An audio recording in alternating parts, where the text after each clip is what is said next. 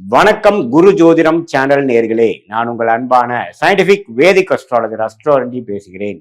நல்லது நினைப்போம், நல்லதே நடக்கும். இந்த வீடியோவில் நம்ம என்ன பார்க்க போறோம்னா 2026 ஜூன் மாதம் வரக்கூடிய குரு பெயர்ச்சி தனுசு ராசிக்காரர்களுக்கு எத்தகைய ஒரு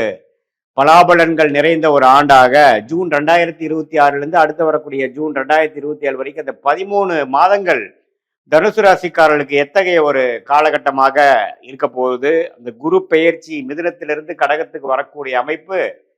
தனுசு ராசியின் அதிபதியாகிய குரு என்ன ஒரு மாற்றத்தை தனுசு ராசிக்காரர்களுக்கு கொடுக்க போகிறார், மற்ற கிரகங்களா எப்படி இருக்குங்கிறத நம்ம துல்லியமாக சயின்டிபிக் வேதிக் அஸ்ட்ராலஜி முறையில எதையுமே மிகைப்படுத்தாமல் உள்ளது உள்ளவாறு ஒரு கிரகம் ஒரு டிகிரியில இருக்கும் பொழுது ராசிக்கு என்ன வித தாக்கத்தை கொடுக்க போகிறார், எது மாதிரி விஷயங்கள் நம்ம எதிர்பார்க்கலாம், கர்மா எப்படி செயல்பட போகிறதுங்கிறது அறிவியல் சார்ந்த கலையாகிய இந்திய வேத ஜோதிட அடிப்படையிலான ஒளி தத்துவம் மூலமாக சயின்டிபிக் வேதிக் அஸ்ட்ராலஜி முறையில் நம்ம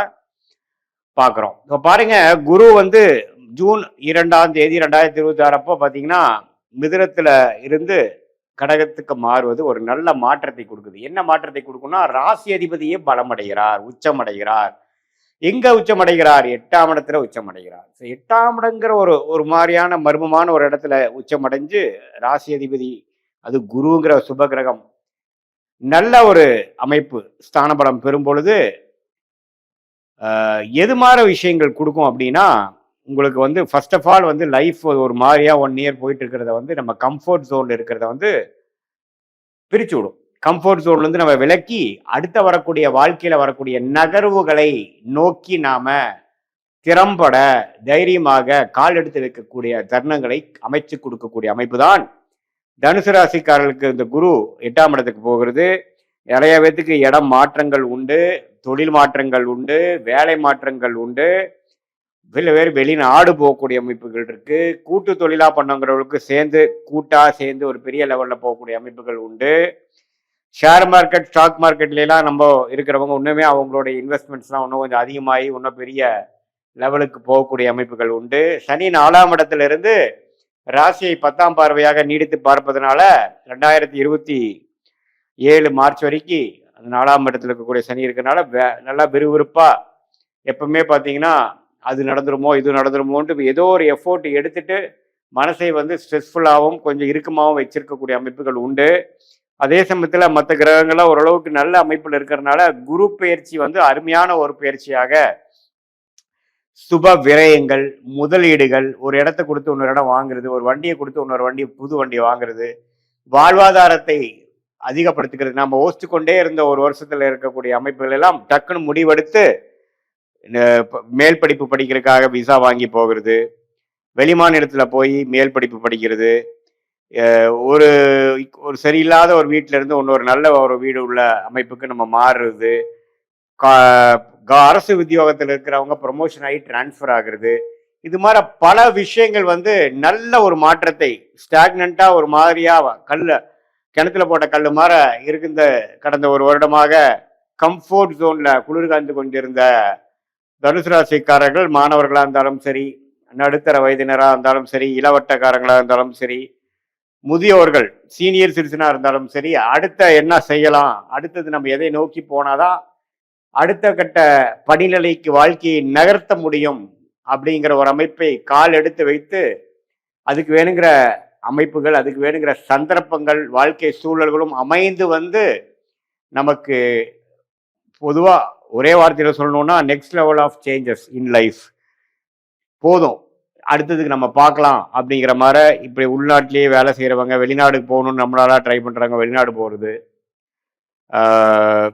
ஒன்றுக்கும் மேற்பட்ட தொழில் பண்ணுறது, ஒரு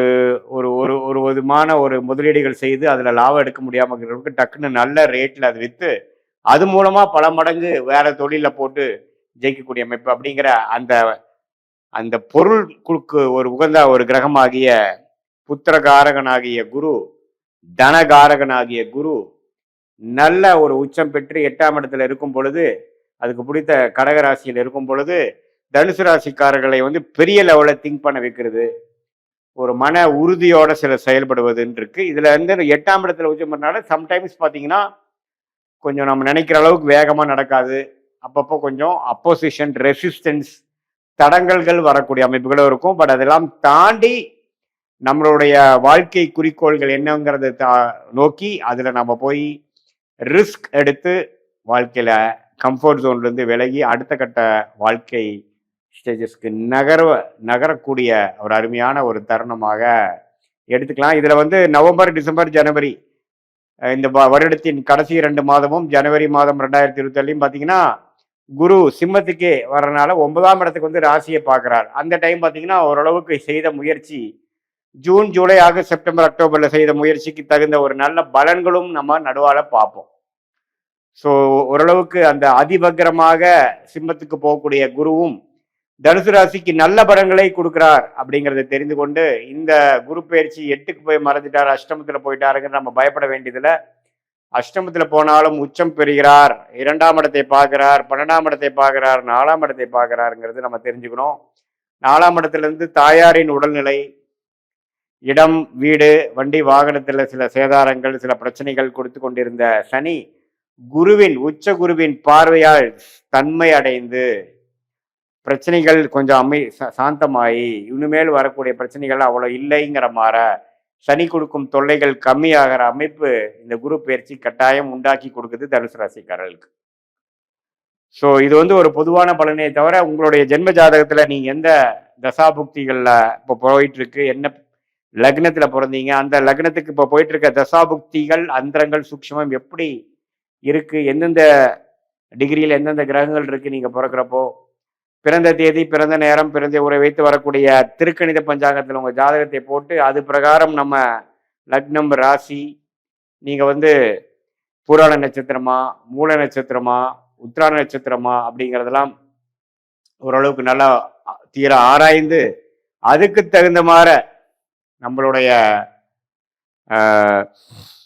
ஜோதிட கணிப்பு அடுத்த வரக்கூடிய 6 மாதம் எப்படி, அடுத்த வரக்கூடிய 1 வருடம் எப்படிங்கிறதெல்லாம் நம்ம ஓரளவுக்கு பிரித்து பார்க்கும் பொழுது நல்லாவே நமக்கு லாங் டேர்ம் எப்படி இருக்க போகுது, ஷார்ட் டேர்ம் எப்படி இருக்க போகுது, எது மாதிரி பிராப்தங்கள் காத்து இருக்கிறது, எது மாதிரி விஷயங்கள் நமக்கு உகந்ததாக இல்லை, எந்த நேரத்தில் எது மாதிரி முடிவுகள் எடுத்தால் சேதாரம் இல்லாமல், பண விரயங்கள் இல்லாமல், சமய விரயங்கள் இல்லாமல் நம்ம ஓரளவுக்கு வெற்றி அடைய முடியும், எந்த நேரம் வந்து நமக்கு அருமையாக இருக்கிறது, எந்த நேரம் நமக்கு மிகவும் சுமாராக இருக்கிறது, எந்த நேரத்தில் இடம் மாறலாம், எந்த நேரத்தில் வேலை வாய்ப்புகள் கிடைக்குது, எந்த நேரத்தில் கடன் அடையுது, எந்த நேரத்தில் வந்து நம்ம வெளிநாடு, குழந்தை செல்வம், கல்யாண விஷயங்கள், சுப விஷயங்கள், முதலீடு விஷயங்கள் எல்லாமே வாழ்க்கைக்கு அந்தந்த வயதுக்கு தேவையான முக்கியமான சில காலகட்டங்களில் நம்ம எந்தெந்த முடிவுகள் எடுப்பது நல்லது, எந்த நேரம் எதை காட்டுகிறது, எப்படி நம்ம வந்து பிரச்சனைகளிலிருந்து மீண்டு ஓரளவுக்கு ஒளிமயமான தெளிவு பொருந்திய ஒரு வாழ்க்கையை நோக்கி நம்ம எப்படி போகிறது, அதுக்கு வந்து சயின்டிஃபிக் வேதிக் அஸ்ட்ராலஜி நம்மளுடைய ஜாதகம் எந்த மாதிரி ஒரு அமைப்பு நமக்கு சொல்லுது அப்படிங்கிறதை துல்லியமாக பார்த்து அது மூலமாக நாங்கள் பலன் பெற்று வாழ்க்கையில் வெற்றி பெற முடியும் என்று சொல்ல விரும்புகிறேன். மீண்டும் மற்றொரு காணொளியில் சந்திப்போம். நன்றி, வணக்கம்.